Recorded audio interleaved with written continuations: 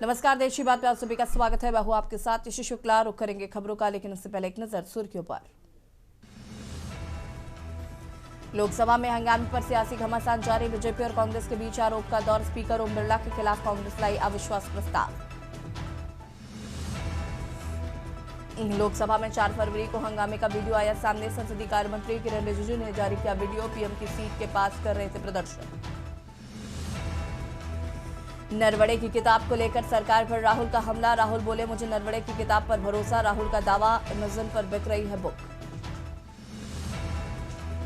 मणिपुर में फिर भड़की हिंसा। अखरोल के लिटान गांव में चली गोलियां। 5 दिन के लिए इंटरनेट बंद। प्रशासन ने लगाया कर्फ्यू।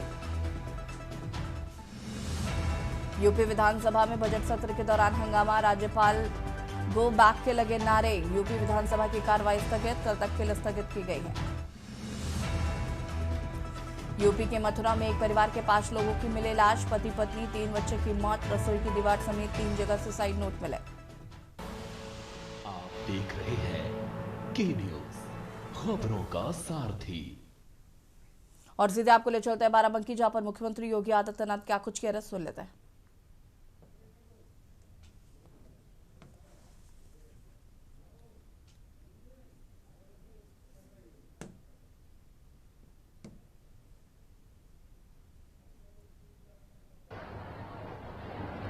भारतीय जनता पार्टी के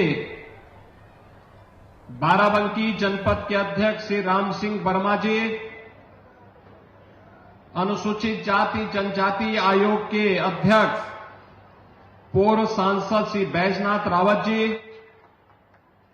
पूर्व सांसद लल्लू सिंह जी, विधान परिषद के पूर्व सदस्य श्री हरि गोविंद सिंह जी, पूर्व विधायक श्री शरद अवस्थी जी, आज के इस कार्यक्रम में उपस्थित श्री विवेकानंद पांडे जी, अरविंद कुमार मौर्य जी, संतोष सिंह जी, अवधेश श्रीवास्तव जी, शशांक कुशमेश जी,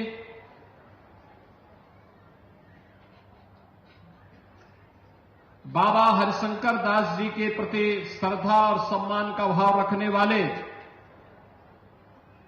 बाराबंकी जनपद, अयोध्या और अलग अलग क्षेत्रों से आए हुए सभी उपस्थित श्रद्धालुजन, उपस्थित बहन और भाइयों, मैं सबसे पहले बाबा बलराम दास जी को और उनके पूरे सहयोगियों को अपने पूज्य गुरु की पुण्य स्मृति में इस प्रकार के भव्य आयोजन के लिए मैं उनको हृदय से अभिनंदन करता हूं और हिंद केसरी के रूप में जिन्होंने भारत और भारतीयता के लिए पूरा जीवन बजरंगबली की साधना के लिए समर्पित करके वर्तमान नौजवानों की टीम को स्वस्थ शरीर के बारे में पहलवानी के इस कार्य के साथ जोड़ा। ऐसे हिंद केसरी के रूप में विख्यात ब्रह्मलीन महंत बाबा हरिशंकर दास जी महाराज की पुण्य स्मृति को नमन करते हुए उन्हें मैं विनम्र श्रद्धांजलि अर्पित करता हूं। मुझे बहुत अच्छा लगा कि अपने पूज्य गुरुदेव की स्मृति में श्री हनुमत विराट महायज्ञ, श्री रामार्चा महायज्ञ, गौरी गणेश पूजन, सामूहिक कन्या पूजन, सामूहिक कन्या विवाह, सामूहिक वरिष्ठ नागरिक सम्मान, चिकित्सा शिविर, स्वास्थ्य शिविर और महाशिवरात्रि के अवसर पर महारुद्राभिषेक के भव्य आयोजन इस राम जानकी मंदिर बजरंग धाम के इस व्यायामशाला में बलराम दास जी महाराज ने आयोजित किया है। आप सोचो, बाबा हरिशंकर दास जी महाराज एकदम संत स्वभाव के हनुमान जी के परम भक्त और पहलवानी में पारंगत थे। सैकड़ों नौजवानों को उन्होंने इसके माध्यम से धर्म के मार्ग पर चलने के लिए, राष्ट्र की रक्षा के लिए कैसे नागा सन्यासी अपने आप को समर्पित करते रहे हैं।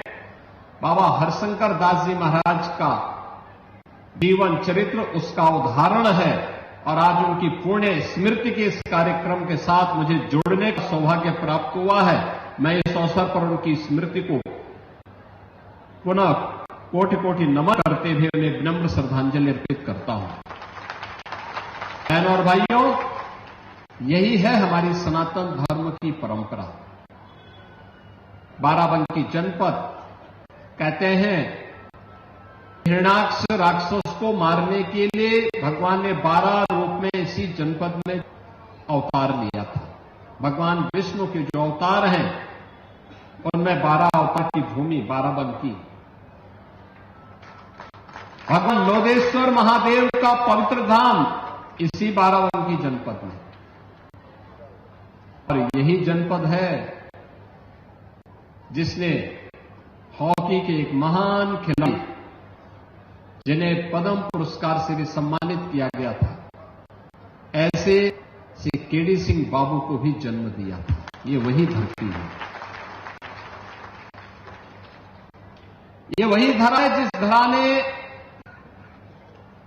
आधुनिक भारत में कैसे आधुनिक खेती करनी है, यहां के अन्नदाता किसानों ने, प्रगतिशील किसानों ने अपने परिश्रम से, अपने पुरुषार्थ से वह सब अर्जित करके एक नई प्रेरणा दी है वर्तमान समय के नौजवानों के लिए भी और अन्नदाता किसानों के लिए भी। मैं यहां पे लोदेश्वर महादेव की इस पावन धरा को, केडी सिंह बाबू को, यहां के प्रगतिशील किसानों के इस परिश्रम को भी नमन करता हूं, जिन्होंने इस जनपद को एक नई पहचान देने के क्रम में आगे बढ़ाया है। और यही कारण है अब लोदेश्वर महादेव के मंदिर में भी भव्य कॉरिडोर बनेगा, भव्य कॉरिडोर, ऐसे ही जैसे काशी विश्वनाथ मंदिर में बना है, ऐसे ही जैसे गोला गोकर्णनाथ में, लखीमपुर खीरी में हमारी सरकार बनाई है, और ऐसे ही यहां पे लोदेश्वर महादेव के मंदिर में भी इस प्रकार का एक भव्य कॉरिडोर निर्माण के लिए सरकार पैसा दे चुकी है। कार्य प्रारंभ होने वाला है।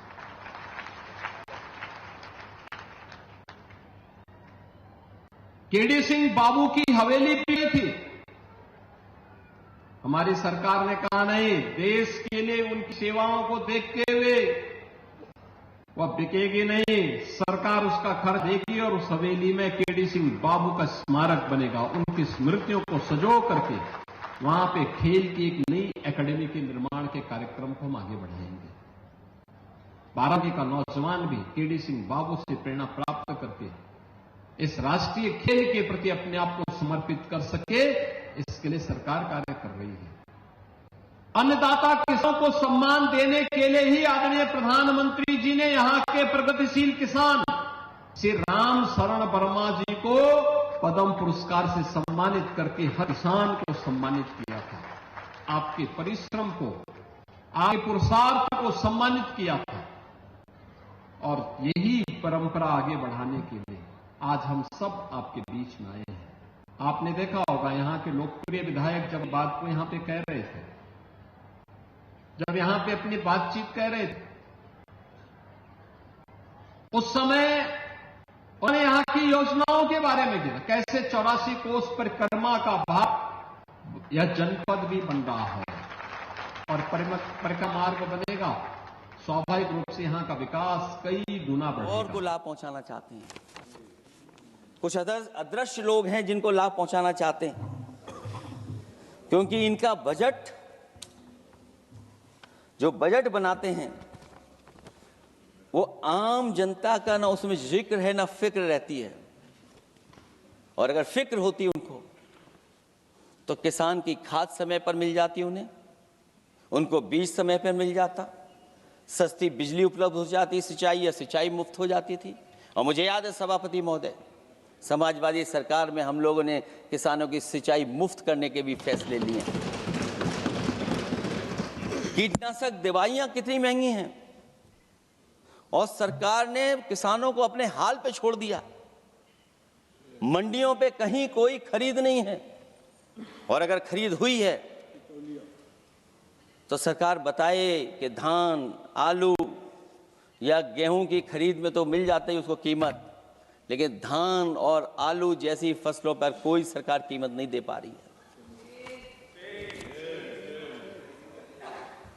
महंगाई बेतहाशा बढ़ने पर भी इस बजट में जनता को टैक्स में न छूट देना टैक्स शोषण है। अमीरों के काम, कारोबार और घूमने फिरने पर 10 तरह की छूटें दी गई हैं, लेकिन बेकारी, बेरोजगारी से जूझ रहे लोगों की उम्मीदों की थाली खाली है। मध्यम वर्ग अपने आप को ठगा महसूस कर रहा है। शोषित, वंचित, गरीब व्यक्ति जहां था वैसे भी नीचे जाता दिख रहा है। इस बजट ने उसके चादर में पैबंद लगाने की जगह उसे और चिथड़ा कर दिया है, क्योंकि सामाजिक सुरक्षा केवल शब्दों की औपचारिकता रह गई है। किसान, मजदूर, श्रमिक, कारोबारी, छोटा दुकानदार अपने लिए मिली राहत को दूरबीन से देखकर ढूंढ रहा है, और इसीलिए भाजपा का हर बजट 1/20 का बजट मानते हैं, क्योंकि वो 5% लोगों के लिए ही होता है।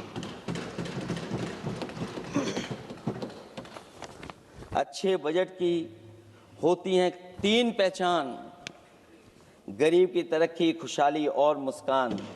शायद इस बजट ने तीनों चीजों को छीनने का काम किया गरीबों से। और ये 2 तस्वीरें जहां पर बाराबंकी से मुख्यमंत्री योगी आदित्यनाथ को सुन रहे थे आप, वहीं लोकसभा में अखिलेश यादव ने सरकार पर जमकर निशाना साधा है। बढ़ेंगे खबरों की ओर। कानपुर के गौरटोली थाना क्षेत्र में लैम्बोर्गिनी लग्जरी कार के एक्सीडेंट के मामले में आरोपी शिवम मिश्रा के पिता के मिश्रा मीडिया के सामने आए हैं। उनका कहना है कि लैम्बोर्गिनी कार में कुछ खराबी थी, उसी को दिखाने ले जा रहे थे। ड्राइवर सीट पर शिवम नहीं बैठा था, उनका कर्मचारी बैठा था, जबकि पुलिस कमिश्नर रघुवीर लाल ने खुद मीडिया से बोला है जांच में पाया गया है कि कार शुभम चला रहा था। बता दें कि रविवार को हुए लैम्बोर्गिनी कार हादसे में मामले ने नया मोड़ लिया। आरोपी के पिता के मिश्रा अपने 4-5 वकीलों, व्यापारी नेता के साथ गौरटोली थाने पहुंचे थे। उन्होंने पुलिस कमिश्नर पर ही आरोप लगा दिए हैं। के मिश्रा का कहना है कि पुलिस जानबूझकर उनके बेटे को बदनाम कर रही है, जबकि हादसे के वक्त एक वीडियो में देखा गया कि शिवम मिश्रा को ड्राइविंग सीट से उतारा जा रहा है। वहीं शिवम मिश्रा के वकील का कहना है कि शिवम मिश्रा का दिल्ली में उपचार चल रहा है।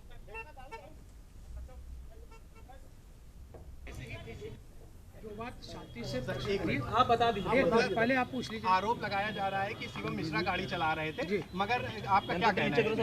ये मैंने तो अपनी बात कही थी इसके पहले भी। अब जांच का विषय है, जो होगा देखा जाएगा। तो आपका क्या कहना है, उसमें शिवम मिश्रा गाड़ी में थे या कोई ड्राइवर चला रहा था? शिवम मिश्रा और ड्राइवर 2 लोग थे। मैं शुरू से कह रहा हूँ, गाड़ी ट्रायल लेने के लिए गया था, ट्रायल लेके लौटे, जब उसकी तबीयत खराब होने लगी तो ड्राइवर ने ब्रेक मारा, गाड़ी धीमी की, एक टेम्पो ने टक्कर मारी। सारी बात मैं मीडिया को बता चुका हूँ। अभी मेरे घर पे लोग खड़े हुए हैं। मेरे भैया मीडिया क्या चाहती है सर? कल मैं सर ये पूछना चाहता हूँ कि क्या चाहते भी आ रहे हैं आपके घर में शिवम से बातचीत करने के लिए? शिवम वहाँ नहीं था, कैसे बात करेंगे? सर शिवम जो है, मैं था, मैं था। बेटा गाड़ी चला रहा, आप कह रहे नहीं चला रहा था। तो आप भैया अगर आप उससे सही बात, अरे वो हो गया,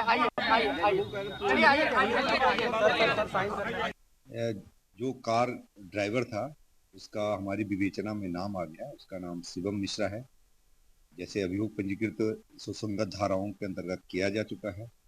इसमें जो उनके परिवार वालों से कांटेक्ट हुआ है, कल हमारी टीम ने प्रयास करा था उनके घर में पूछताछ करने के लिए, लेकिन उनके घर से सहयोग नहीं मिला और उन्होंने अपना कहना था उनका कि डर की वजह से उन्होंने अपना घर नहीं खोला है। मल्टीपल जगहों पर उनके बारे में जानकारी की गई, हमारी टीमें गई, तब जाकर के उन्होंने अपना स्पष्ट पक्ष रखने के लिए उन्होंने कहा कि हम आपकी क्वेश्चनिंग में शामिल होंगे और विवेचना के लिए वो अपने उनके पिताजी, लड़के के पिताजी थाने पे आ रहे हैं, अपना पक्ष रखेंगे। और उनका कहना है कि उनका बेटा अस्वस्थ है और जल्दी से जल्दी अपने बेटे को भी पुलिस में इंटरोगेशन में शामिल कराएंगे, और जैसे ही उनका इंटरोगेशन हो जाएगा तो हमारे पास जो हमने सीसीटीवी फुटेज और जो हमारे जानकारी हमने कलेक्ट करी है, उसके आधार पर विवेचना का शीघ्र निस्तारण करके सही धाराओं के अंतर्गत चार्जशीट कोर्ट में तुरंत भेजी जाएगी। लंबोगिनी प्रकरण में जो शिवम मिश्रा है, उनके वकील धर्मेंद्र सिंह धर्मू हमारे साथ, उनसे बातचीत कर लेते हैं। सर, जिस तरीके से कार्रवाई करी गई है, उसके बाद अब आप आरोपी के वकील हैं, किस तरीके से रिलीफ दिलवा रहे हैं? देखिए, मोहन नाम का व्यक्ति मेरा क्लाइंट है, जिसने मुझे ऑथराइज किया है। तो मैंने कोर्ट में उनकी तरफ से एक सरेंडर की एप्लीकेशन दी थी, जिसमें थाने से आख्या आनी थी। वो आख्या आज डेट फिक्स थी, नहीं आई। कल की डेट फिर फिक्स हुई है। कल आख्या आएगी तो उसकी जमानत पर हम आर्गूमेंट करेंगे और गाड़ी रिलीज का प्रार्थना पत्र भी दिया गया है, जिस पर सुनवाई कल की लगी हुई है। सर, बाकायदे पुलिस कमिश्नर द्वारा कहा जा रहा है कि गाड़ी ड्राइव जो है शिवम मिश्रा कर रहे थे, लेकिन अब आप लोग कह रहे हैं कि उनके ड्राइवर कर रहे थे। तो अब ये तथ्य जांच का विषय, जो जांच में आएगा उसका हम सभी लोग सम्मान करेंगे। बाकायदे जो वीडियो है उसमें भी ये निकल कर आ रहा है कि शिवम इंजर्ड हो गए थे या फिर जैसा मैंने देखा उसमें ड्राइवर की तरफ का शीशा तोड़ा गया, ड्राइवर पहले निकला, बाद में शिवम को उठा कर निकाला गया है, ऐसा वीडियो दिख रहा है। अब वीडियो की सच्चाई तो आप लोग बेहतर जानते हैं। तो अब आगे किस तरीके की कार्रवाई होगी या फिर कोर्ट के ही शरण में पहुंच गए? कोर्ट की शरण में मामला गया, कोर्ट से निस्तारण होगा उसका। लगातार अब मीडिया के सामने नहीं आ रहे हैं, क्या सच में वो शिवम जो है सच में बीमार है? हाँ, निश्चित रूप से बीमार है, तभी उसका इलाज चल रहा है, हॉस्पिटल में दिल्ली में है। उनके पिताजी ने ऐसा बताया। तो ये थे हमारे साथ जो वकील हैं, उनका कहना है कि शिवम वाकई बीमार चल रहे हैं और उनका इलाज चल रहा है और कहीं ना कहीं अब कोर्ट की शरण में पूरा प्रकरण चला गया है और कोर्ट ही इस मामले को देखेगा। कानपुर से के न्यूज़ के लिए सारिका गुप्ता की रिपोर्ट। और इसी खबर पर ज्यादा जानकारी के लिए संवाददाता सारिका हमारे साथ लगातार जुड़ी हुई है। सारिका, क्या कुछ जानकारी इस पूरे मामले को लेकर, जहां एक और के मिश्रा का ये कहना है कि गाड़ी ड्राइवर चला रहा था, शिवम नहीं चला रहे थे, और फिलहाल पुलिस का जो कहना है कि जांच की जा रही है? बिल्कुल, मैं बता दूं, जब संडे को ये घटना हुई थी, लैम्बोर्गिनी गाड़ी ने 5 मिनट में 5 लोगों को घायल कर दिया था और उसके बाद ये पूरा प्रकरण जो है लगातार तूल पकड़ता जा रहा है। जिस तरीके से घायलों ने थाने में ग्वालटोली जाकर हंगामा किया था, उसके बाद इस गाड़ी को वहां पर सीज किया गया। पहले तो कवर करने का प्रयास किया गया था, उसके बाद इसको खोला गया है। इस पूरे प्रकरण पर लापरवाही बरतने पर जो ग्वालटोली इंस्पेक्टर थे, उनको भी निलंबित कर दिया गया और लाइन हाजिर भेज दिया गया है। इसके बाद आज जब ये कारोबारी हैं, तम्बाकू कारोबारी, उनके जो पुत्र हैं शिवम मिश्रा, उनका नाम शुरुआत से ही पुलिस कमिश्नर ले रहे हैं कि विवेचना में उनका नाम सामने आया है, वो कार ड्राइव कर रहे थे। हालांकि आज जब के मिश्रा खुद ये पुलिस से पूछताछ के दौरान जो है पहुंचे हैं और उन्होंने कह दिया है कि उनका जो ड्राइवर था मोहन नाम का, वो गाड़ी ड्राइव कर रहा था, जबकि उसके साथ में उनके सुपुत्र शिवम मिश्रा बैठे हुए थे। शिवम की तबीयत खराब हो गई थी, जिसके कारण उनके ड्राइवर ने गाड़ी रोका और रोकते समय ही वो डिसबैलेंस हो गई और ये पूरा हादसा हो गया। हालांकि कोर्ट में भी सिलेंडर करने की जो एप्लीकेशन है वो डाली गई है मोहन की तरफ से और बाकायदे जो गाड़ी सीज कर दी गई है उसको भी देने की बातचीत कही गई है। हालांकि जो वकील है वो लगातार ये कह रहे हैं, जो परिजन है वो भी ये बात कह रहे हैं कि गाड़ी शिवम नहीं चला रहे थे, बल्कि ड्राइवर चला रहा था, जो मोहन था वो चला रहा था। लेकिन ऐसे में उन्होंने साफ तौर पर यह भी कह दिया कि पुलिस कमिश्नर जिस तरीके से विवेचना में उनका नाम शामिल कर रहे हैं, उससे कहीं ना कहीं ये षड्यंत्र उनके ऊपर दिखाई दे रहा है। उन्होंने कहा, बाइट में भी ये चीज बोली है, जब हम लोगों ने उनसे सवाल पूछा कि पुलिस कमिश्नर कह रहे हैं, तो उन्होंने साफ तौर पर कह दिया कि ये उनका बयान होगा, वो कह सकते हैं और मैं इस पर कुछ भी नहीं बोलूंगा। हालांकि जो वीडियो है वो भी ये दिखाया जा रहा है कि शिवम मिश्रा जो है वो गाड़ी से बाहर निकाले जा रहे हैं। अब कहीं ना कहीं कहा जाए कि कारोबारी वर्सेस पुलिस कमिश्नर की ये जो लड़ाई है ये अब कोर्ट पहुंच चुकी है और कोर्ट में भी वकील जो है अपना पक्ष लग रहा है और बाकायदे जो तत्व है, जो विवेचना है वो वहां पर करी जाएगी, जांच करी जा रही है और तत्वों के आधार पर ही अब कोर्ट इस पर निर्णय लेगा। बिल्कुल सारिका, अभी तक तो पुलिस ही कहीं ना कहीं अज्ञात के नाम एफआईआर दर्ज करके आगे मामले की जांच कर रही थी और अब के मिश्रा पुलिस पर ही आरोप लगाते हुए नजर आ रहे। फिलहाल शिवम कब तक आएंगे सामने, उसको लेकर कोई अपडेट उनके पिताजी ने दी है? बिल्कुल, देखिए 15 मिनट तक की उनके जो पिता हैं के मिश्रा, वो थाना ग्वालटोली में पहुंचे थे और डीसीपी ने उनसे पूछताछ करी है। 15 मिनट तक उनसे पूछताछ करी गई है और उसके बाद उन्होंने मीडिया को बताया, जब शिवम के बारे में पूछा गया तो उन्होंने कहा शिवम वाकई उसकी तबीयत खराब हो गई थी, जिसके बाद उसे अस्पताल में भर्ती कराया गया है। वो दिल्ली में है और बाकायदे वो डॉक्टर से शिवम की तबीयत के बारे में पूछ रहे हैं। अब डॉक्टरों ने ये बात कही है कि शिवम के ऊपर एफआईआर दर्ज हो गई है तो उन्हें कानपुर आना पड़ेगा। ऐसा क्योंकि उनके पिताजी हैं, उन्होंने खुद मीडिया के सामने आकर बताया है कि शिवम की तबीयत खराब चल रही है, वो दिल्ली में है और जल्द ही जिस तरीके से मामला तूल पकड़ रहा है तो शिवम को कानपुर लाया जाएगा। उनकी तबीयत जैसे ही ठीक होती है उनको कानपुर लाया जाएगा और पुलिस उनसे पूछताछ करेगी। बिल्कुल सारिका, बहुत बहुत शुक्रिया तमाम जानकारी साझा करने के लिए। और बता दें कि ड्राइविंग सीट को लेकर घमासान छिड़ा हुआ है, जहां एक और शिवम मिश्रा के पिताजी का कहना है कि शिवम गाड़ी नहीं चला रहा था, ड्राइवर गाड़ी चला रहा था। फिलहाल जो तमाम वीडियो सामने आए हैं उसमें शिवम दिखाई दे रहा है गाड़ी चलाता हुआ। खबर लखनऊ से है, जहां पर सहकारिता मंत्री जेपीएस राठौर ने सदन में हंगामे को लेकर अपनी बात रखी। के न्यूज के साथ बातचीत में जेपीएस राठौर ने कहा कि सदन में लगातार हंगामा करना विपक्ष का काम बन गया है। एक ही नारा है, गो बैक, और वैसे चुनाव में आए तो जनता जवाब देगी। के न्यूज संवाददाता से बातचीत में और क्या कुछ कहा है वो भी आपको सुनाता है। इस समय हमारे साथ मौजूद हैं जेपीएस राठौर जी, सहकारिता मंत्री से बात करते हैं। सर, लगातार जो है विपक्ष का हंगामा, सदन जो है शुरुआत होने से पहले ही जो है हंगामा शुरू हो जाता है, इस बार कैसे देख रहे हैं, क्योंकि कल बजट सत्र है? देखिए, विपक्ष, मुझे नहीं लगता है कि विपक्ष एक प्रकार का एक बार हंगामा करे तो दूसरा हंगामा ही कर रहे हैं, तो दूसरे प्रकार से हंगामा करें कि राज्यपाल गो बैक के अलावा कोई दूसरा नारा तक इनके पास नहीं है कि किस लिए राज्यपाल गो बैक। कुछ तो एक रचनात्मकता लाएं कि भाई हमने विरोध किया तो इस तरीके से विरोध किया, आपकी दूसरे तरीके से विरोध करेंगे, तो इनके पास कुछ भी नहीं है। और विपक्ष उत्तर प्रदेश के विकास से परेशान हो गया, हताश है, निराश है कि इसी तरीके से उत्तर प्रदेश का विकास होगा तो हमारे लिए तो कहीं जगह बचेगी ही नहीं। इन्होंने तो उत्तर प्रदेश के विकास की एक ईंट रखी नहीं। अब उत्तर प्रदेश में गाँव-गाँव विकास हो रहा है, जनता पूरी समझ रही कि उत्तर प्रदेश में माननीय मुख्यमंत्री योगी आदित्यनाथ जी ने कैसा विकास किया है, तो इसको लेकर छटपटाहट, उनके पेट में दर्द है और इस पेट की दर्द की दवा हमारे पास तो नहीं है। सर, वहीं अगर बात की जो ऐसी के जो नेता है वो कह रहे हैं कि प्रदेश अध्यक्ष उन्होंने कहा कि 2 के बजाय 14 बच्चे पैदा करेंगे, ऐसी बातें आ रही। देखिए, ऐसा है कि वो एक तरफ सरकार चाहती है कि जनसंख्या पूरी तरीके से नियंत्रित रहे, डेमोग्राफी जो है वो बनी रहे। उनका एकमात्र उद्देश्य है कि जनसंख्या बढ़ाओ, उसके बाद में इस देश पर कब्जा करो। तो ये जो है संदेश उनका, मुझे लगता है कि समाज में एक विघटन पैदा करने वाला संदेश है। इस तरीके से वक्तव्य उनको नहीं देना चाहिए। इसका जवाब आगे आने वाले चुनाव में जनता देगी। अकबरुद्दीन ओवैसी के भाई कह रहे हैं कि हम यूपी में चुनाव लड़ेंगे और इस बार जो है भाजपा और योगी जी को सबक सिखा देंगे। हाँ, उन्होंने चुनौती दी है, आए देखेंगे। उनको जिस तरीके से बिहार की जनता ने दौड़ाया है, रपटाया है, उस तरीके से उत्तर प्रदेश की जनता भी उनको रपटाने का काम करेंगे। वो आके देखें, चुनाव यहाँ पे लड़ के देखें, उनके सारे प्रत्याशियों की जमानत ना जब्त हो तो कहना। धन्यवाद। तो ये थे सहकारिता मंत्री जिन्होंने साफ तौर पर कहा कि भाजपा अपना काम कर रही है, विपक्ष अपना काम कर रहा है, विपक्ष के पास कोई एजेंडा नहीं है। और सबसे बड़ी बात यह है कि लगातार जिस तरीके की बात सामने आ रही है, ओवैसी और ओवैसी के जो दल के नेता हैं वो यूपी में आए, उनका स्वागत है, लेकिन यहाँ की जनता जो है उनका स्वागत नहीं करेगी, उनको जो है मुंह तोड़ जवाब देगी। कैमरा आदित्य नारायण तिवारी के साथ रामल भट्ट, के न्यूज, लखनऊ। और यहाँ रुकेंगे छोटे से ब्रेक के लिए, जो हाजिर होता है का सारथी।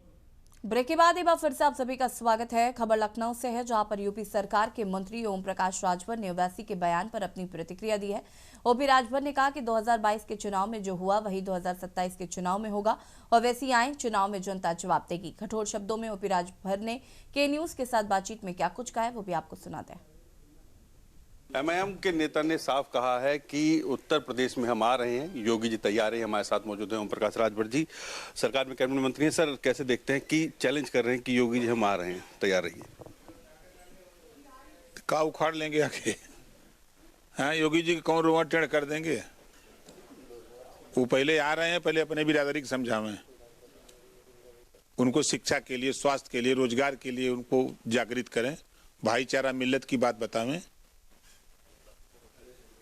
ये चुनौती देते हैं, के चुनौती देते हैं, वो चुनौती सुनने में का मिली? खाली चर्चा में बने रहने के लिए सब बयान देते हैं। अरे समाज की बेहतरी की बात करो, बिना वजह की बात करने से क्या मिलेगा आपको? पहले तो मिल जाए तो उससे पूछा कि 2 दर्जन तन लिया के दिखाओ, जब तोरे पहले 2 दर्जन हैं हो गए, लिया सामने पेश कर दिखाई हम लोग सबके कि देखो भाई ये शौकत अली के 2 दर्जन बच्चे हैं। सब बेवजह का चर्चा करते हैं, खाली चर्चा में बने रहने के लिए। वहीं अगर बात की जाए कि आप भी एक जो है रैली करने जा रहे हैं आजमगढ़ में, क्या तारीख है, क्या कुछ खास रहेगा? देखिए 22 फरवरी सामाजिक समरसता महारैली है। आजमगढ़ की 10 विधानसभा है, 10 विधानसभा से 1 लाख लोगों को जुटाने का लक्ष्य हमारा है और उस भीड़ में 10,000 ब्राह्मण को हम न्योता दिए हैं कि आइए और 1 लाख लोगों को जुटा करके 10 की 10 सीट जीतने के लिए हम लोग मन बना चुके हैं। वहाँ आखिर क्या मजबूरी आ गई? अभी आप गठबंधन में हैं और वहां पर जो है इस तरीके की बात नहीं, एनडीए 10 सीट जीतेगी ना। अभी जैसे लोगों के मन में था कि आजमगढ़ मतलब सपा, तो अब हम 22 तारीख के बाद लोग कहेंगे कि आजमगढ़ मतलब एनडीए की सरकार। धन्यवाद। तो ये तो ओम प्रकाश राजभर जी ने साफ तौर पर कहा कि एमआईएम के जो नेता बात कर रहे हैं वो पहले खुद प्रूफ कर लें कि उनके कितने बच्चे हैं। कैमरा आदित्य तिवारी के साथ रामनुज भट्ट, के न्यूज, लखनऊ। और अब आपको हापुड़ से खबर बता देते हैं, जहां पर गंदगी का विरोध करना पड़ा भारी। दबंगों के परिवार पर हमला, बाहर खड़ी गाड़ियों में की तोड़फोड़, पीड़ित परिवार की एसपी से गुहार। एसपी ने कार्रवाई का आश्वासन दिया है। हापुड़ नगर कोतवाली क्षेत्र का ये पूरा मामला बताया जा रहा है। हापुड़ से खबर आपको बता रहे हैं, जहां पर गंदगी का विरोध करना एक परिवार को पड़ा भारी। दबंगों का परिवार पर हमला, बाहर खड़ी गाड़ियों में तोड़फोड़ की, पीड़ित परिवार की एसपी से गुहार। एसपी ने फिलहाल कार्रवाई का आश्वासन दिया है। हापुड़ नगर कोतवाली क्षेत्र का ये पूरा मामला बताया जा रहा है।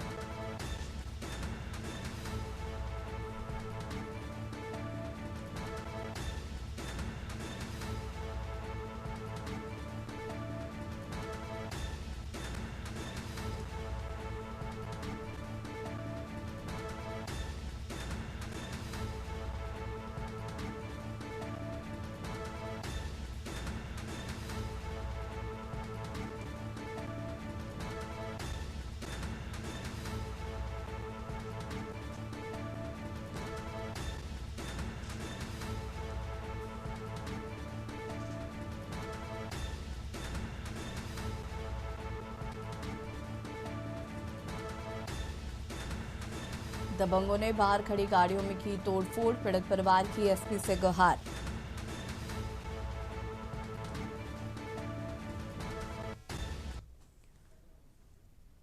खबर कन्नौज से है, जहां पर एसडीएम सदर वैशाली ने लोकतंत्र को चौथे स्तंभ को उंगलियों पर नचवाने वाला फरमान जारी किया। उन्होंने निर्देशित किया है कि मीडिया संस्थानों के फोटोग्राफर सहित पत्रकार उनसे परमिशन लेकर ही फोटो या वीडियो बनाएं। एसडीएम यहां नगरपालिका परिषद परिसर में जारी एसआईआर प्रक्रिया का औचक निरीक्षण करने पहुंची थी। इस दौरान एसडीएम ने कवरेज कर रहे मीडिया कर्मियों के वीडियो बनाने पर उनके कैमरे बंद करा दिए और कहा कि पहले पूछने के बाद वीडियो बनाना चाहिए था। उन्होंने मौजूद पत्रकारों, फोटोग्राफरों को ताकीद किया कि आइंदा से परमिशन लेकर ही कवरेज करनी होगी। आदेश लिए बिना कैमरा नहीं चलना चाहिए। कल ही तक थी, वही बता रहे थे, हमको नहीं पता है। वो कह रहे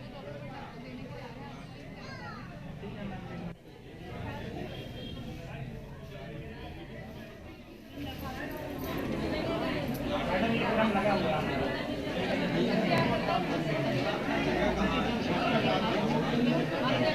10 दिन बाद का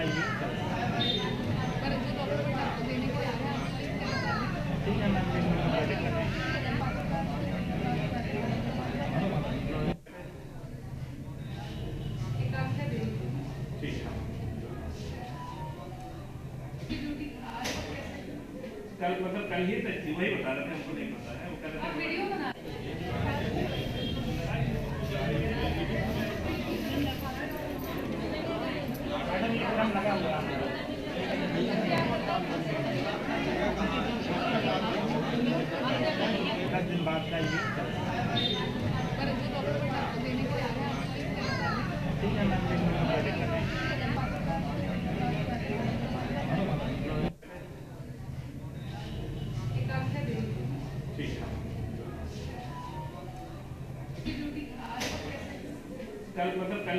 वही बता रहे थे, हमको नहीं पता है। वो कह रहे थे वीडियो बना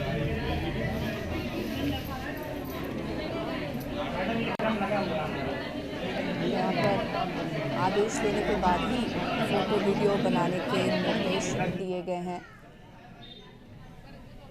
उनका कहना है कि पूर्व अनुमति लेनी पड़ेगी, तभी आप वीडियो या फोटो ले सकते हैं।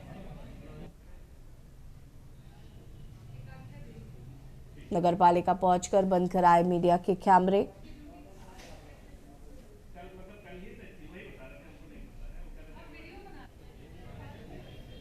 एसडीएम सदर का नया फरमान,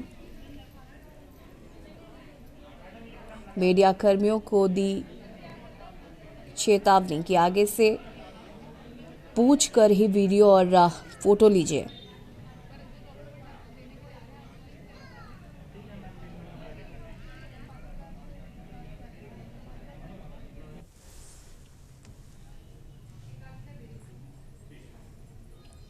आइंदा से पूर्व अनुमति लेने का फरमान सुनाया। चौथे स्तंभ को उंगलियों पर नचवाएंगी अब सदर एसडीएम। नगर पालिका पहुंचकर बंद कराए मीडिया के कैमरे। और इस खबर पर ज्यादा जानकारी के लिए संवाददाता अमित हमारे साथ जुड़ चुके हैं। क्या कुछ जानकारी इस पूरे मामले को लेकर अमित?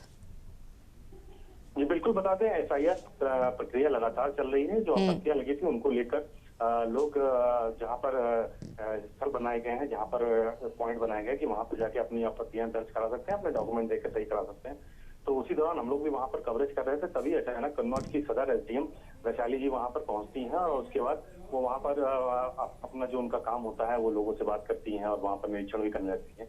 इसी दौरान वो एक कमरे में जाती हैं, जो बंद हुआ था कमरा था वो खोला जाता है। उसके बाद हम लोग भी वहां पर मौके पर पहुंचते हैं और वहां पर जब कैमरा चलाने लगते हैं उसके बाद उन्होंने कहा कि आप लोगों को अगर कोई वीडियो बनाना होता है तो आप पहले परमिशन लें। हालांकि ऐसी कोई भी स्थिति नहीं वहां पर थी कि जिसमें मैडम असहज हो या कोई ऐसी बातें चल रही थी, कॉन्फिडेंशियल बातें चल रही थी जिसमें उनको इस तरह से बोलने का बोलना पड़ा है। लेकिन एक चीज साफ जाहिर होती है कि अधिकारियों को कहीं ना कहीं मीडिया का कैमरा चलाना राज नहीं आता है, या फिर वो अपनी जो गतिविधियां रहती हैं वो खुद ही अपनी गतिविधियों पे बड़े सवाल खड़े करते हैं, क्योंकि कोई भी ऐसी स्थिति नहीं थी, बल्कि मीडिया उनके साथ चल रहा था, उनको सहयोग करने के लिए चल रहा था। और वहां पर जब वो कैमरा चल रहा था तो वहां पर भी वो निरीक्षण कर रही थी और कोई व्यक्ति वहां पर अनुपस्थित था, जिसको लेकर उन्होंने कुछ निर्देश भी जारी किए थे।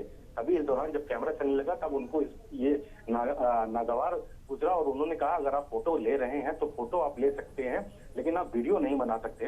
तो ऐसे में जो ये एसडीएम है, एसडीएम महोदय ये चाहती हैं कि मीडिया कर्मी उनके हिसाब से काम करे और वो जब चाहें तब कैमरा चलाएं, या तमाम ऐसी चीजें हैं जो वो अपने मनमाफिक करना चाहते हैं। जिसके बाद वहीं से ही मौके से ही कन्नौज के जिलाधिकारी आशुतोष मोहन अग्निहोत्री को मामले का संज्ञान दिलाया गया कि सर क्या ऐसा कोई आदेश आया है कि क्या मीडिया कर्मी अगर कैमरा चलाएंगे तो उससे पहले क्या किसी की परमिशन लेनी पड़ेगी या किसी का आदेश लेना पड़ेगा। तो डीएम साहब ने साफ तौर पे कहा नहीं, ऐसा कुछ नहीं है, बस इस चीज का ध्यान रखा जाए कि जब वीडियो बन रहा है तो कोई ऐसी जगह ना हो। तो ये एक सार्वजनिक जगह थी जहाँ पर मैडम ने एक औचक निरीक्षण किया था। बिल्कुल अमित, देखिए सवाल ये भी है कि यहाँ पर अगर उन्होंने वीडियो और फोटो लेने से मना किया था तो क्या इसका उन्होंने कोई कारण बताया कि इसके पीछे का कारण क्या है, और क्या इससे पहले उन्होंने कभी फोटो वीडियो लेने से इस तरीके से मना किया?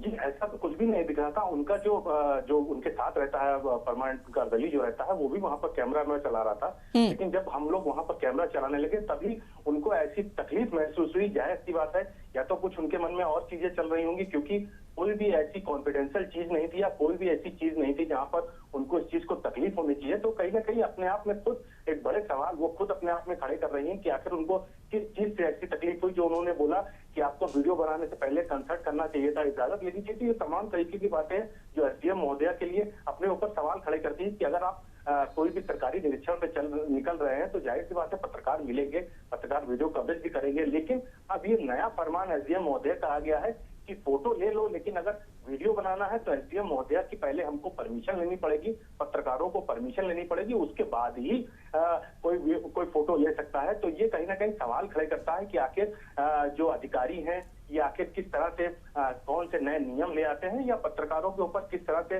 इनको नए नियम है वो लागू कराने के लिए ये लोग बाधित हो जाते हैं। तो तमाम चीजें ऐसी हैं, लेकिन उस समय स्थिति कोई भी वैसी नहीं थी। एसडीएम महोदया के मन में क्या चीज चल रहा था इसका कोई जवाब नहीं है, लेकिन कोई भी स्थिति ऐसी नहीं थी जहां पर उनको असहज महसूस होना पड़े क्योंकि वो महिला है। तो ऐसा नहीं है। हम लोग की टीम, हम लोग भी स्वयं ऐसा ध्यान रखते हैं कि कोई भी स्थिति। चलिए ठीक है अमित जी, बहुत बहुत शुक्रिया आपका जानकारी साझा करने के लिए। और बता दें कि एसडीएम सदर ने फिलहाल देश के चौथे स्तंभ को चेतावनी दी है कि आगे से अगर आपको वीडियो फोटो बनाना है तो आपको इजाजत लेनी पड़ेगी। बढ़ेंगे खबरों की ओर। मथुरा में कमरे की दीवार पर लिखा हुआ था कि हम लोग अपनी मर्जी से आत्महत्या कर रहे हैं। आज एक परिवार के 5 लोगों ने जहर खाकर सुसाइड कर लिया। शुरुआती जानकारी के मुताबिक सभी ने सोमवार रात दूध में जहर मिलाकर पी लिया और घटना का पता उस वक्त चला जब परिवार के लोग सुबह देर तक नहीं उठे। इसके बाद पड़ोसियों ने पुलिस को सूचना दी। पुलिस मौके पर पहुंची। पुलिस का कहना है कि मौके से साक्ष्य जुटाए जा रहे हैं। परिजनों और ग्रामीणों से पूछताछ की जा रही है। मौत के सटीक कारणों की पुष्टि पोस्टमार्टम रिपोर्ट आने के बाद ही होगी। मामला महावन थाना क्षेत्र के खप्परपुर गांव का है। घटना की जानकारी मिलते ही जिलाधिकारी चंद्र प्रकाश सिंह, एसएसपी श्लोक कुमार सिंह, एसडीएम महावन कंचन गुप्ता ने घटनास्थल पर पहुंचकर घटनास्थल का निरीक्षण किया है। वहीं आत्महत्या या फिर हत्या की गुत्थी सुलझाने का पुलिस प्रयास कर रही है। वहीं एसएसपी श्लोक कुमार सिंह ने बताया कि सुबह 5 लोगों ने कमरे के अंदर आत्महत्या कर ली। पति मनीष, पत्नी सीमा और एक बेटा, 2 बेटी, 3 बच्चे शामिल हैं। फॉरेंसिक टीम को बुलाकर साक्ष्य एकत्रित किए गए हैं। जिस कमरे में आत्महत्या की गई है उस पर दीवार पर लिखा हुआ मिला है कि हम खुद अपनी मर्जी से आत्महत्या कर रहे हैं।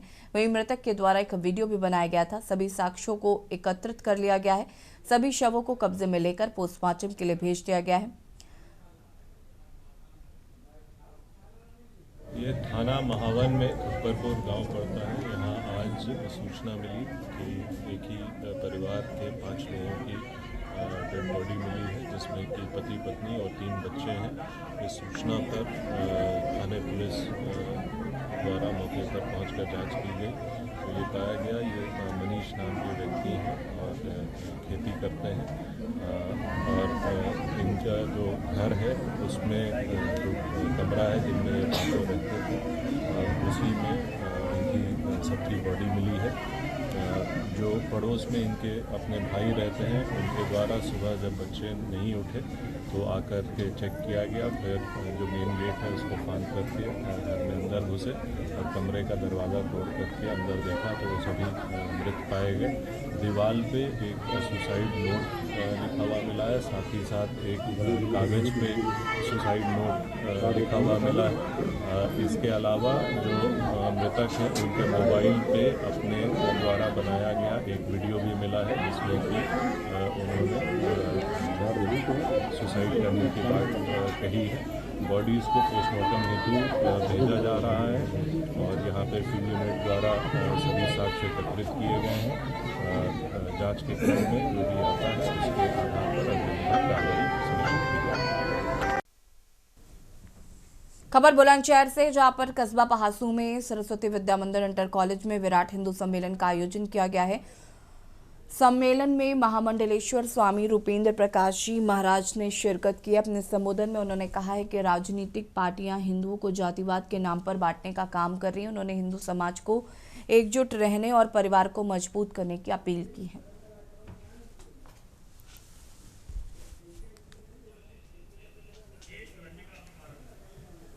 आप देख रहे हैं के न्यूज़ इंडिया, मैं हूं आपके साथ अनिल मीना। हिंदू सम्मेलन में शिरकत करने महामंडलेश्वर रूपेंद्र गिरी महाराज जी यहाँ पहुँचे हैं। हम उनसे बात करते हैं कि हिंदू सम्मेलन में उन्होंने क्या संदेश दिया है। हिंदू समाज संगठित रहे, सुरक्षित रहे और हमारी जो संस्कृति है वो सर्वे भवन्तु सुखिना की है। हम सबके मंगल की कामना करते हैं और पूरा विश्व संगठित रहकर एक शक्ति के रूप में पूरे विश्व में उसकी पहचान हो, इसका एक संदेश हिंदू सम्मेलन के माध्यम से सभी हिंदुओं को दिया गया है। मुझे लगता है जो आने वाला समय है ये धर्म युद्ध का समय है। हिंदुओं को धर्म योद्धा बनकर समाज में एक सजग प्रहरी की तरह खड़ा होना पड़ेगा, अन्यथा वो दिन दूर नहीं है कि जिस प्रकार से मुगल आक्रांताओं ने हिंदुओं की चोटी काटी, जनेऊ काटे और हिंदू समाज चिल्लाता रह गया। अगर हिंदू अभी भी संगठित नहीं हुआ तो हिंदुओं को अपने अस्तित्व के बारे में विचार करना होगा। महाराज जी, कहीं ना कहीं देखा जा रहा है कि राजनीतिक पार्टियां आज भी हिंदुओं को बांटने का काम कर रही हैं, उसको लेकर क्या कहेंगे? देखिए, धर्म जोड़ता है, राजनीति तोड़ती है। कि सरकार को यूजीसी पर भी विचार करना चाहिए और तमाम हिंदुओं को भी सोचना चाहिए। उन्होंने कहा है कि अपने परिवार को मजबूत करें, और अपने परिवार अगर मजबूत होगा तो देश मजबूत होगा, हिंदू समाज मजबूत होगा। और उन्होंने जनता से ये भी अपील की है हिंदू विराट सम्मेलन के माध्यम से कि सभी हिंदू एक रहें और नेक रहें, जभी हमारे देश का और हमारे राज्य का भविष्य उज्जवल होगा। अनिल मीना, के न्यूज़ इंडिया, बुलंदशहर। रायबरेली में महाशिवरात्रि के पर्व को लेकर मंदिरों में तैयारियां शुरू हो गई हैं और शहर के प्रसिद्ध श्री जगमोहनेश्वर महादेव मंदिर में इस अवसर पर भव्य कार्यक्रम का आयोजन किया जाएगा। मंदिर समिति की ओर से आयोजन प्रेस वार्ता में बताया गया कि महाशिवरात्रि पर शिव बारात नगर भोज के साथ साथ 2 निर्धन कन्याओं का विवाह भी मंदिर परिसर में कराया जाएगा। मंदिर कमेटी ने श्रद्धालुओं से अधिक संख्या में कार्यक्रम में शामिल होने की अपील की है।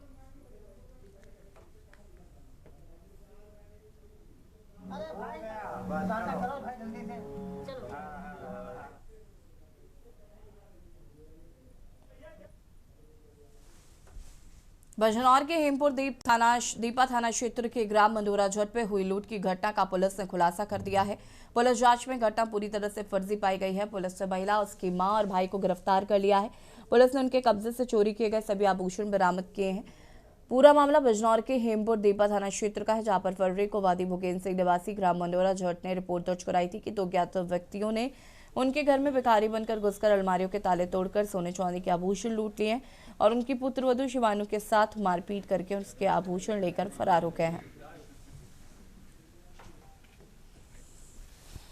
देखिए, 7 फरवरी को सुबह 9:30 बजे थाना हेमपुर दीपा क्षेत्र में मंडोरा जट गांव में एक लूट की सूचना आई थी कि एक घर में घुस के एक युवती के साथ मारपीट हुई और लगभग 13 से 14 तोले सोना और चांदी की ज्वेलरी जो है वो लूटकर एक पुरुष और एक महिला जो है ले गए हैं।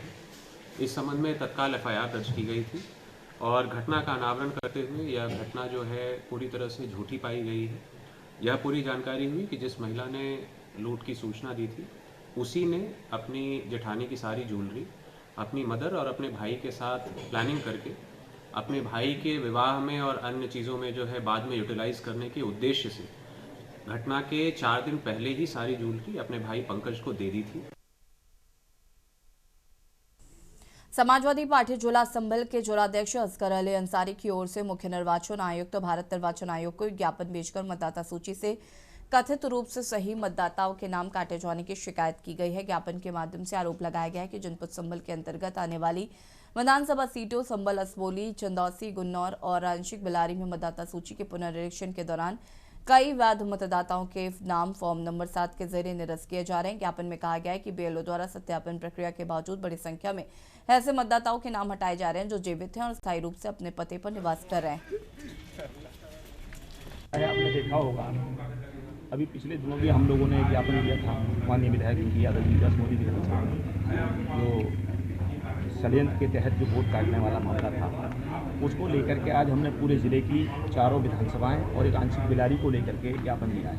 क्योंकि हम लोगों को आशंका है कि जो फार्म 7 जो फर्जी तरीके से प्रिंटेड वाला निकाल करके वो हर बूथ पर जमा करने का जो काम लोग कर रहे हैं उसको लेकर के आज हमने डीएम साहब को ज्ञापन देने का काम किया है, जो भारत निर्वाचन आयोग के नाम से हमारा ज्ञापन है। इसी को लेकर के हम लोगों ने जो समस्याएं थी उसको रखा और डीएम साहब ने हमको आश्वस्त किया है कि कहीं कोई धांधली नहीं की जाएगी और हम भी चाहते हैं कि धांधली ना हो, क्योंकि वोट का अधिकार ही एक लोकतंत्र में एक उसके लिए बहुत बड़े मायने रखता है। क्योंकि वोट होना, अगर हम लोग जिसको चाहें ज़मीन पे और जिसको चाहें आसमान पे पहुंचाने का काम वोट से ही करते हैं। प्रतापगढ़ पुलिस ने एक बड़ी सफलता हासिल करते हुए सोना चांदी के व्यवसायी द्वारा खुद रचाई गई फर्जी लूट की सनसनीखेज साजिश का पर्दाफाश किया है। थाना देलूपुर क्षेत्र में हुई इस कथित लूट को पुलिस ने गहन जांच के बाद पूरी तरह से फर्जी करार देते हुए 3 आरोपियों को गिरफ्तार किया है, जबकि अन्य की तलाश जारी है। पूरा मामला 6 फरवरी का है, जब मीठी निवासी ज्वेलर्स रितेश मौर्य ने प्रयागराज से लौटते समय देलूपुर थाना क्षेत्र के गजेड़ा जंगल के पास लूट की सूचना दी थी। आरोप था कि बाइक सवार बदमाशों ने उसकी कार रोककर करीब 9,60,000 रुपए नकद और 3 किलो चांदी लूटकर फरार हो गए थे। सूचना पर पुलिस ने तत्काल मामला दर्ज कर जांच शुरू की। एसपी दीपक बुकर के निर्देशन में गठित टीमों ने सीसीटीवी फुटेज, मोबाइल सर्विलांस और तकनीकी साक्ष्यों के आधार पर पूरे मामले की परतें खोली तो सामने आए कि लूट पूरी तरह से साजिश के तहत खुद कराई गई थी।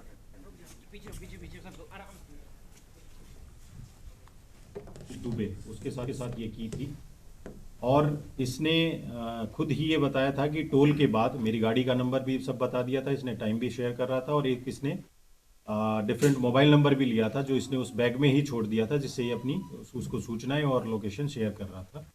टोल के बाद इसने खुद ही बताया था कि मैं पार्किंग लाइट जला दूंगा और देलूपुर थाना क्रॉस करते ही हाईवे पे एक सुनसान जगह है, वहीं पे मैं वहाँ पे रोकूंगा थोड़ी देर के लिए और वहीं पे अंदर की लाइट भी मैं जला लूंगा ताकि उस गाड़ी की पहचान हो सके।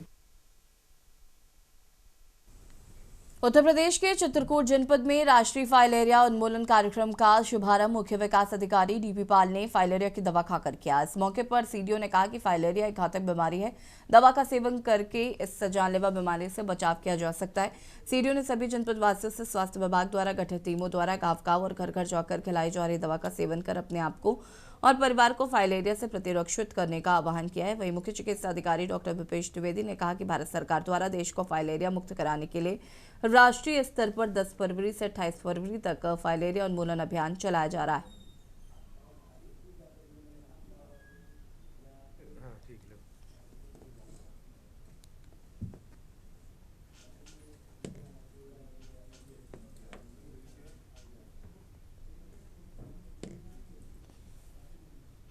आज से जनपद में फाइलेरिया उन्मूलन के लिए दवाएं दी जा रही हैं। मैं डीपी पाल मुख्य विकास अधिकारी जनपद वासियों से अपील करता हूं कि जब हमारे स्वास्थ्य कर्मी घर घर उनके जा रहे हैं तो फाइलेरिया की दवाएं ज़रूर लें। फाइलेरिया एक लाइलाज बीमारी है और इसका उपचार केवल दवाएं ही है। एज और लंबाई के अनुसार उनकी दवाएं निर्धारित हैं। जब हमारे स्वास्थ्य कर्मी उनके पास जाएं तो दवा का सेवन करें और इस फाइलेरिया को उन्मूलन में सहयोग दें। फाइलेरिया उन्मूलन कार्यक्रम जो हर वर्ष होता है, इस वर्ष भी हम लोग 10 तारीख से लेकर 28 तारीख तक उसका मना रहे हैं। आज इसका उद्घाटन हमारे जिले के सीडीओ साहब डीपी पाल सर द्वारा किया गया और उनको दवा खिलाकर हमने उसका उद्घाटन करवाया। ये कार्यक्रम हमारे 4 ब्लॉकों में चल रहा है और इसमें 1 साल से लेकर जितनी बड़े पॉपुलेशन होगी सबको दवाई खिलाया जा रहा है। एक साथ छोटे बच्चे, गर्भवती महिलाओं को, गंभीर रूप से बीमार लोगों को दवा नहीं खिलानी है। खबर फिरोजाबाद के थाना रामगढ़ क्षेत्र के ठारपुटा स्थित लक्ष्य मैरिज होम के लगनचिका कार्यक्रम के दौरान गोली चलने से अफरा तफरी मच गई। नगला सूट के ग्राम प्रधान सोम प्रकाश को गोली लगी जिससे वो घायल हो गया। ग्राम प्रधान ने आरोप लगाया है कि रंजिश के चलते उनके भतीजे ने ही उन पर गोली चलाई है। सूचना मिलते ही पुलिस मौके पर पहुंची और घायल को अस्पताल में भर्ती कराया गया है।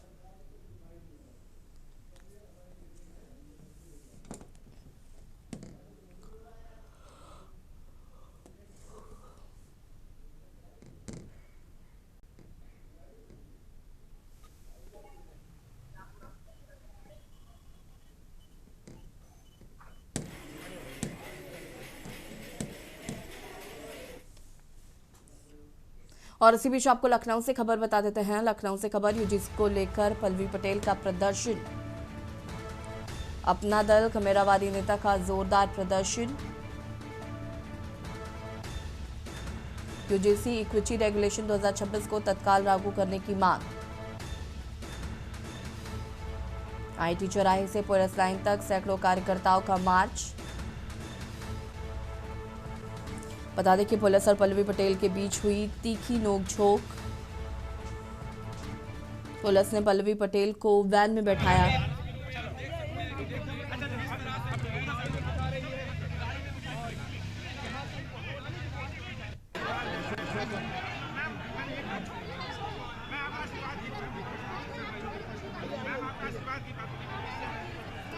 यूजीसी बिल को लेकर पल्लवी पटेल का प्रदर्शन।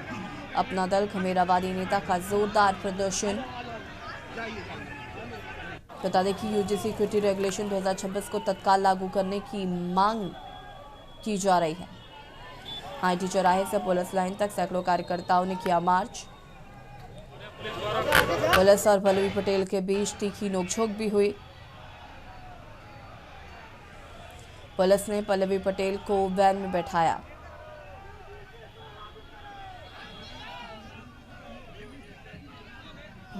पुलिस ने सभी कार्यकर्ताओं को हिरासत में लिया है। कार्यकर्ताओं को हिरासत में लेके इको गार्डन भेजा गया है। लखनऊ से खबर, यूजीसी को लेकर पल्लवी पटेल का जोरदार प्रदर्शन। अपना दल कमेरावादी नेता का जोरदार प्रदर्शन देखने को मिला। पुलिस और पल्लवी पटेल के बीच तीखी नोकझोंक भी हुई। बता दें कि यूजीसी इक्विटी रेगुलेशन 2026 को तत्काल लागू करने की मांग की जा रही थी। और इसी खबर पर ज्यादा जानकारी के लिए संवाददाता मनीष हमारे साथ जुड़ चुके हैं। मनीष, क्या कुछ जानकारी है? पल्लवी पटेल द्वारा प्रदर्शन किया जा रहा था, यूजीसी इक्विटी रेगुलेशन 2026 को लागू करने की मांग की जा रही थी।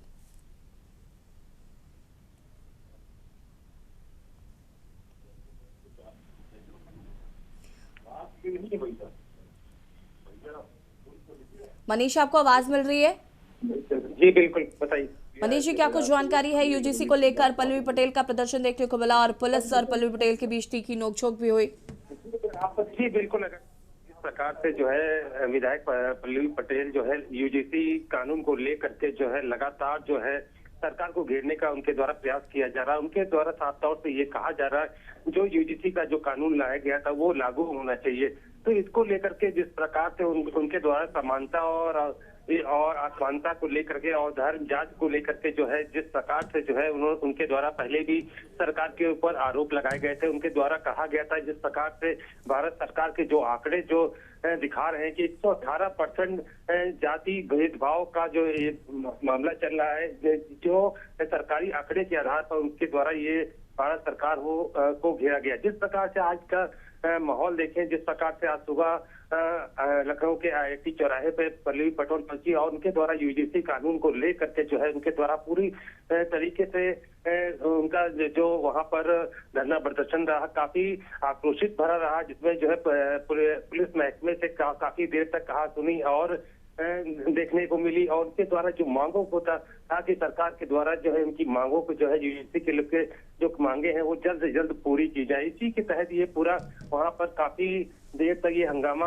और देखने को मिला, जहां पर पुलिस को अपना हल्का बल भी इस्तेमाल करना पड़ा। उनके जो समर्थक थे और पल्लवी पटेल जिनको पुलिस के द्वारा जो है हिरासत में भी लिया गया। तो कह सकते हैं कि जिस प्रकार से पल्लवी पटेल यूजीसी कानून को लेकर के जो है लगातार जो है इसी प्रकार से पहले इससे मीडिया के सामने मुखातिब होकर के उनके द्वारा पूरी बात रखी गई थी कि किस तरीके से सरकार जो है जाति धर्म और के भेदभाव को लेकर के जिस प्रकार से सुप्रीम कोर्ट के हस्तक्षेप के बाद जो है सरकार, तो इन सब चीजों को लेकर के जो है लगातार पल्लवी पटेल यूजीसी को लेकर के जो है आंदोलित होती हुई नजर आ रही हैं। जी शुक्रिया आपका मनीष, तो आप जानकारी साझा करने के लिए। और बता दें यूजीसी को लेकर पल्लवी पटेल का प्रदर्शन और ये तस्वीर आपको प्रदर्शन की दिखा रहे हैं, जहां पर पल्लवी पटेल और प्रशासन के बीच तीखी झड़प भी देखने को मिली है।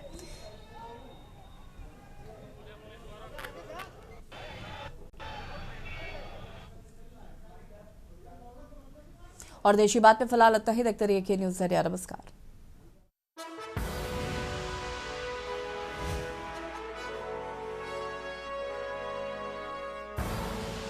आप देख रहे हैं के न्यूज़।